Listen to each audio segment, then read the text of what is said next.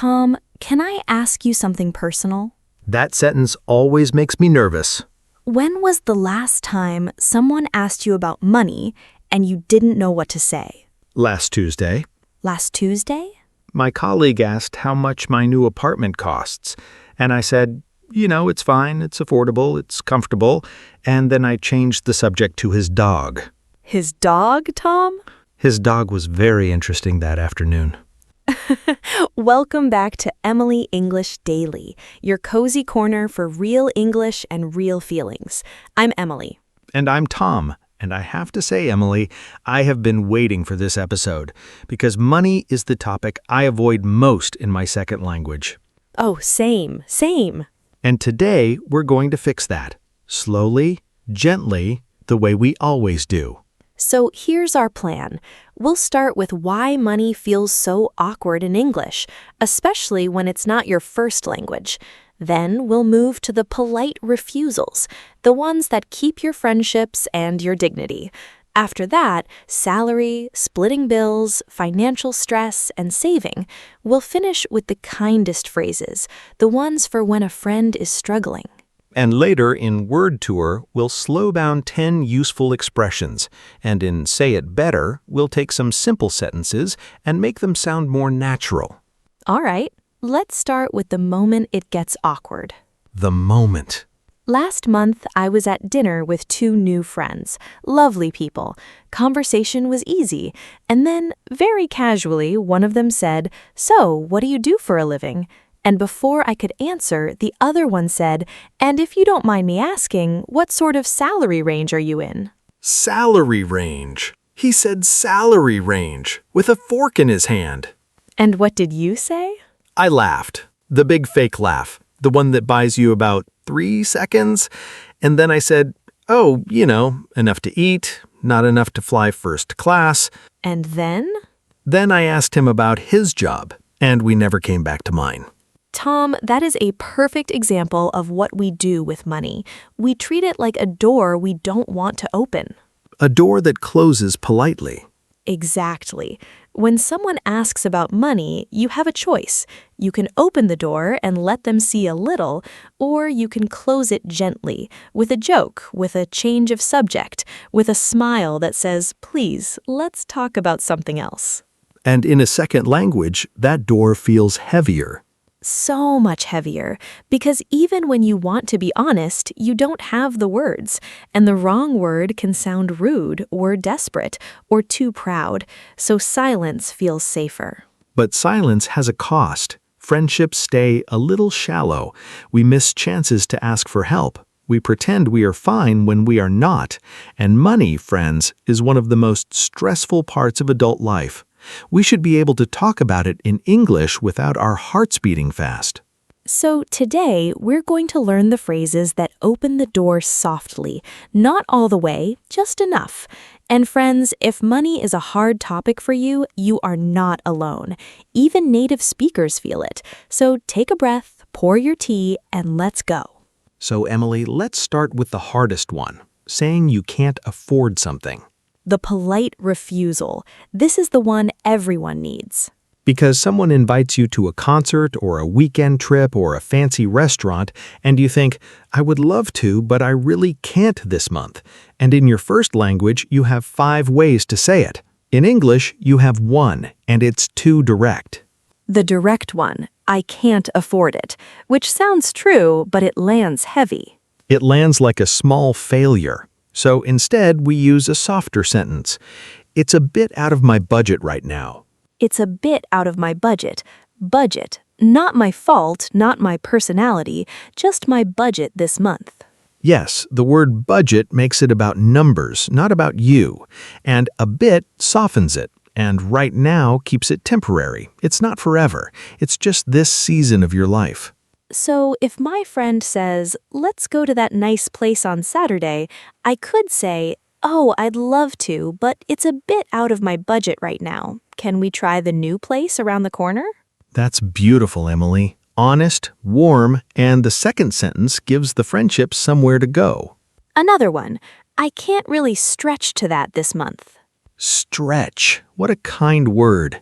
Stretch. To stretch to something means to just barely manage to afford it. So if I can't stretch to it, I cannot reach it.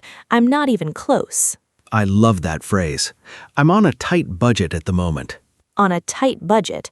Tight, like clothes that are a little too small. The money is there, but it doesn't have much room to move. And here's a phrase that is very common, very British, and very useful. I'm watching what I spend at the moment. Watching what I spend, like watching your weight, but for money. I am paying attention. I am being careful. I am not careless with my money. And friends, these 4 phrases, they all do the same job. They let you say no without sounding like you were saying no, and they keep the friendship alive. Okay, so that's the polite no. Now the polite yes, because sometimes the invitation comes and the money is not the problem, the language is. The language problem.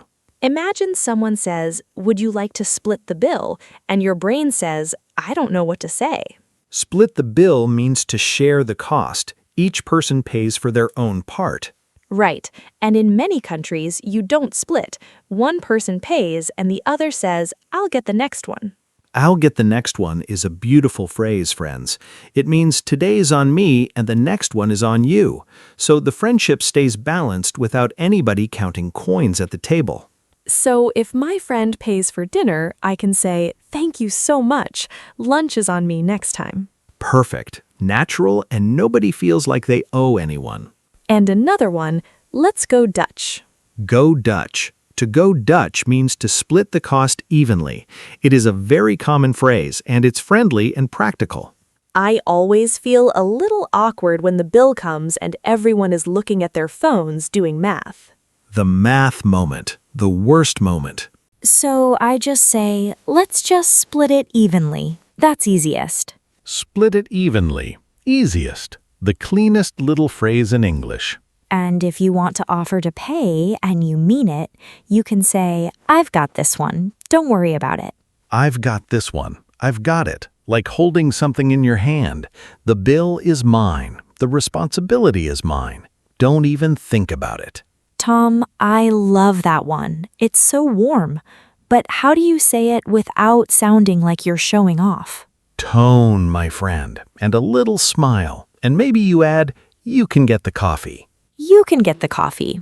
A small gift the other person can give back, and the friendship breathes again. Okay, Tom, this is the one I need help with. Salary. Ah, salary. Someone asks, "What's your salary like?" or "What do you make?" and I freeze. Because in many cultures, salary is a private number, and in some cultures, it's a normal question at lunch. So the same question feels completely different depending on where you learned English. So true. So the phrases have to work in both worlds. Let me give you the soft answers first. The soft answers. If you don't want to share the number, you can say, "I'm on a decent salary. Nothing crazy, but it works for me." Decent. Good enough. Not amazing, not terrible. Comfortable. Honest. I like that. And if I want to be a little more specific without giving the number, I can say, "I'm comfortable, thanks. I manage." I manage. This is a beautiful little phrase. It means I have enough. Not a lot, not a little, just enough. And the word manage is active. I'm handling my life. I'm doing it. And here's one for when the question is too direct and you want to close the door politely.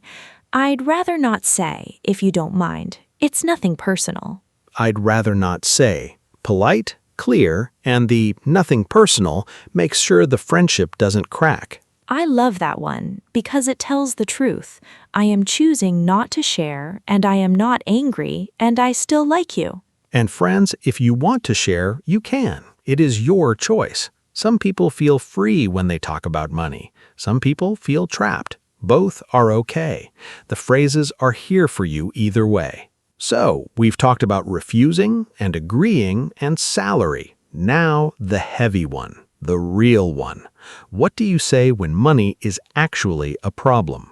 When it's tight. Emily, I want to tell you about a time I said this sentence for real. Tell me. Years ago, I was living abroad. My first year, I was studying, and my budget was very, very small, and my friend invited me to a weekend trip, a beautiful place. I wanted to go so much, and I sat down and wrote her a message. What did you write? I wrote, "I would love to come, but money's a bit tight at the moment.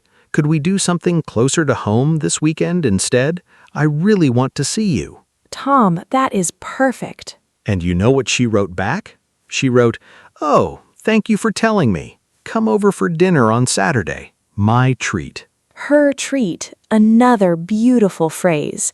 My treat means I am paying. It is a gift, not a loan. So the phrase, "money's a bit tight," that one saved the friendship, and it cost me nothing. Just a little honesty. And friends, this is the part of the episode I want you to remember. Money is tight. This is the phrase for when your bank account is smaller than your heart, and it is not a failure. It is just a season. Another one. I'm watching every penny right now. Every penny, the smallest coin. So I am watching even the tiny amounts. I am being very careful. I keep saying this when I am saving up for something. I'm saving up for a trip, so I'm watching every penny. Saving up for. To save up for something means to put money aside little by little until you have enough. And here's one I love. I'm trying to be more careful with money these days. Be more careful with money. Not extreme, not dramatic, just careful, like a small promise to yourself. Emily, I have a question. What do you say when a friend tells you they are struggling with money? Because I never know what to say. This is the kindest part of the episode, Tom. Kindest part. Yes, and then let me cover this one. You can pay me back when things are easier. Let me cover this one. Cover means to pay for someone, and you can pay me back when things are easier means this is not a gift and it is not a debt. It is a bridge between two friends. Tom, I want to cry a little. I know. Money is not just money. It is pride. It is safety. It is love. So another one. Don't worry about it this time. We've all been there. We've all been there. 5 small words that say, "You are not alone. I have been where you are." And one more, for the friend who is always paying and never says anything. Hey, let me get this one. You've been too generous. You've been too generous. The word generous is a gift in itself. It says, I see what you do. I see how much you give. Okay, friends, I want to check on you. We have a lot of phrases today.